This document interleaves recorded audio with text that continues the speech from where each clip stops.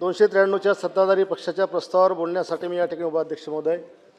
शिक्षण हा राष्ट्रीय विकासाचा अतिशय मूलभूत असा आधार आहे. अध्यक्ष महोदय, मानवाला आपल्या पूर्ण क्षमता वापरता येण्यासाठी, समान आणि न्याय समाज विकसित करण्यासाठी तसेच राष्ट्रीय विकासाला चालना देण्यासाठी शिक्षण हा अतिशय महत्त्वाचा घटक आहे.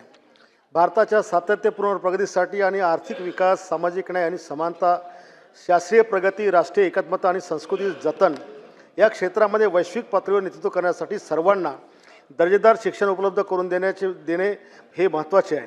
व्यक्ती, समाज, देश आणि जगाच्या हितासाठी आपण देशातील समृद्ध आणि प्रतिभा संसाधनाचा पुरेपूर वापर करण्याकरता उच्च दर्जाचे सार्वभौमिक शिक्षण हा भविष्यासाठी सर्वात चांगला मार्ग आहे. पुढच्या दशकात जगातील सर्वात मोठी युवकांची लोकसंख्या कदाचित आपल्या भारतामध्ये असेल आणि त्या सर्वांना गुणवत्तेच्या शिक्षणाची संधी पुरवण्याच्या आपल्या या क्षमतेवर आपल्या देशाचं या ठिकाणचं भविष्य ठरणार आहे. अध्यक्ष महोदय, महाराष्ट्रातील विद्यार्थ्यांच्या विकासाला चालना देऊन शिक्षण अधिक लवचिक आणि कौशल्यविमुख करण्याची आवश्यकता आहे. मातृभाषा ही सक्तीची असल्यास संकल्पना अधिक चांगल्या प्रकारे समजता येतील. उच्च शिक्षणामध्ये विषय निवडीचे स्वातंत्र्य हे विद्यार्थ्यांना देण्यात यावे. अध्यक्ष महोदय, वाणिज्य, विज्ञान, कला या शाखेमधील कठोर भेद हे कमी करण्याची आवश्यकता आहे. अध्यक्ष महोदय, हे भेद कमी केले तर विविध विषय एकत्र शिकवण्याची संधी या ठिकाणी आपण शासनाला त्या ठिकाणी देता येईल.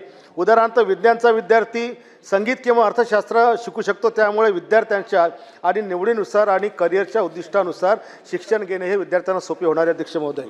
अध्यक्ष महोदय, CBSE शाळा संदर्भात राज्यामध्ये असलेल्या CBSEच्या शाळा या प्रामुख्याने सेल्फ फायनान्स प्रवर्गातील शाळा आहेत. त्यामुळे साहजिकच या शाळांमध्ये शिकणाऱ्या विद्यार्थ्यांना प्रत्यक्ष फी भरून शिक्षण घ्यावे लागते. RTIच्या 25% प्रवेशाची सुविधा असली तरी उरलेले 75% विद्यार्थी यांना मात्र फी भरावीच लागते. त्यामुळे सर्वांनाच पाहिजे असलेलं शिक्षण घेता येत नाही. तसेच या शाळा राज्य शासनाच्या NOC देत असले तरी शाळांवर पाहिजे तसे नियंत्रण राज्य सरकारचे नाही, हे स्पष्टपणे आपल्याला या ठिकाणी दिसून येते. त्यामुळे बऱ्याच शाळांच्या मनमानी कारभार या ठिकाणी दिसून येतो.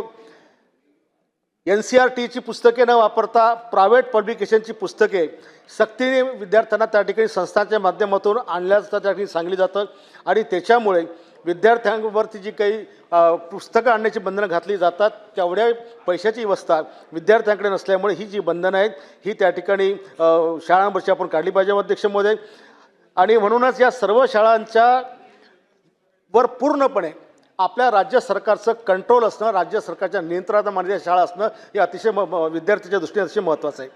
तसेच राज्यातील शाळांमध्ये विद्यार्थ्याचा आधार वैधतेनुसार संच मान्यता होत आहे. संच मान्यतेचा 13/3/2024च्या शासन निर्णयानुसार मोठ्या प्रमाणात शिक्षक अतिरिक्त होत आहे आणि ते अतिरिक्त होत आहे आणि बऱ्याच प्रमाणामध्ये ग्रामीण भागात विद्यार्थ्यांना ॲडमिशनसुद्धा मिळत नाही आणि त्यामुळे शिक्षक अतिरिक्त असल्यामुळे मोठ्या प्रमाणामध्ये शिक्षकांवर उपासमारीची वेळ येते. त्यात सुधारणा होण्याची देखील आवश्यकता अध्यक्ष याच्यामध्ये आहे. मी काही महत्त्वाच्या सूचना अध्यक्षमध्ये या निमित्ताने या ठिकाणी करणार आहे. यामध्ये धोरणात्मक प्रभावी सूचनामध्ये सर्व रिक्त शिक्षकांची सगळ्यात पहिले तातडीने पदं भरावीत. अध्यक्ष महोदय, ग्रामीण विद्यार्थ्यांसाठी मोफत इंटरनेट व डिजिटल साधने उपलब्ध करावी. अध्यक्ष महोदय, प्रत्येक विद्यालयात आधुनिक डिजिटल लॅब उभारण्यात याव्या. प्रत्येक जिल्ह्यात स्टार्टअप व इनोव्हेशन सेंटर सुरू करण्याची आवश्यकता. अध्यक्ष, संशोधनासाठी स्वतंत्र निधी व उद्योग विद्यापीठ भागीदारी अधिक मजबूत करण्याची आवश्यकता. अध्यक्ष महोदय, विद्यार्थ्यांसाठी करिअर मार्गदर्शन सुरू करण्याची गरज आहे. स्पर्धा परीक्षा व कौशल्य प्रशिक्षण मोफत उपलब्ध करून द्यायची सुद्धा आवश्यकता राज्यामध्ये विद्यार्थ्यांना आहे. अध्यक्ष महोदय, प्रत्येक विद्यार्थ्यांच्या इंटर्नशिपची संधीसुद्धा त्यांना उपलब्ध करून दिली पाहिजे. परदेशी विद्यापीठांशी विद्यार्थी व शिक्षण देवाणघेवाण हे वाढवण्याची गरजसुद्धा आपल्या या सार्वभौम महाराष्ट्रामध्ये आहे. अध्यक्ष महोदय, डिजिटल शिक्षणाबरोबर प्रत्यक्ष प्रयोगशाळांवरही मोठ्या प्रमाणामध्ये भर हा आपण राज्यामध्ये द्यावा. अध्यक्ष महोदय, शिक्षणातील कृत्रिम बुद्धिमत्ता, AI, data science, cyber security यासारखे आधुनिक अभ्यासक्रम देखील सुरू करण्याची गरज आपल्या राज्यामध्ये. अध्यक्ष महोदय, विद्यार्थ्यांच्या मानसिक आरोग्यासाठी समुपदेशन सेंटर हे सुद्धा सुरू केले पाहिजेत. आणि दिव्यांग विद्यार्थ्यांसाठी सर्व शैक्षणिक सर्व सुविधासुद्धा आपल्या सरकारने उभ्या केल्या पाहिजेत. शिक्षणातील गुणवत्तेसाठी नियमित सामाजिक लेखापरीक्षण, सोशल ऑडिट याची सुद्धा गरज आज महाराष्ट्रामध्ये अध्यक्ष महोदय. 2 मिनिटांमध्ये मी अध्यक्ष महोदय संपवणार. अध्यक्ष महोदय, ग्रामीण भागामध्ये आपण पाहतो की शाळा खोल्या बांधल्या जातात, शाळा बांधली जाते, टॉयलेट बांधले जाते आणि बांधल्यानंतर अध्यक्ष महोदय पहिल्याच पावसामध्ये शाळा उडून जाते. अध्यक्ष महोदय, शाळा खोल्या पडतात. अध्यक्ष महोदय, शाळा समितीच्या अध्यक्षाचं घर कधी उडत नाही, हेडमास्टरचं घर कधी उडत नाही, ग्रामसेवकाचं घर कधी उडत नाही. मात्र शाळा ज्या वर्षी बांधली जाते त्याच वर्षी अध्यक्ष महोदय उडून जाते. ज्या शाळामध्ये विद्यार्थी शिकतात त्या शाळातल्या फरशांमध्ये साप आणि उंदरं घुसतात. अध्यक्ष महोदय, आणि म्हणून या शाळांच्या बांधकामाचा दर्जा हा त्या ठिकाणी अध्यक्ष वाढला पाहिजे.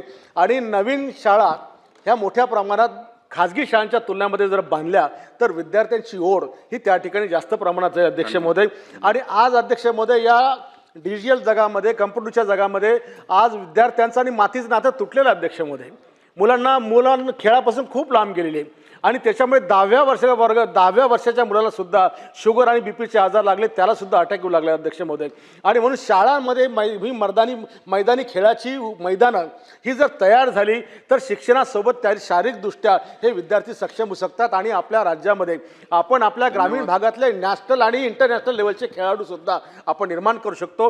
ही अध्यक्ष महोदय माझी महत्त्वाची सूचना आहे.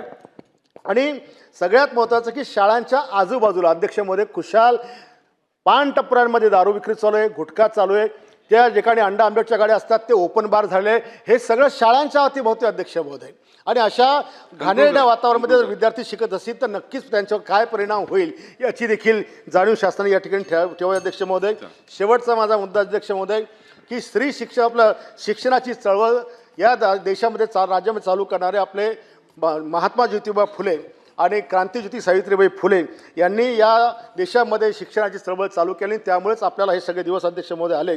आणि म्हणून महात्मा ज्योतिबा फुले यांना राष्ट्रपिताचा आणि मग क्रांतिज्योती सावित्रीबाई फुले यांना राष्ट्रमातेचा दर्जा देण्याबाबतचा प्रस्ताव महाराष्ट्र सरकारने केंद्राकडे द्यावा व त्यांना भारतरत्न पुरस्काराने सन्मानित करण्यात यावे अशी मागणी या ठिकाणी मी करतो. आणि आपण संधी दिली त्याबद्दल आपले आभार मानतो. धन्यवाद.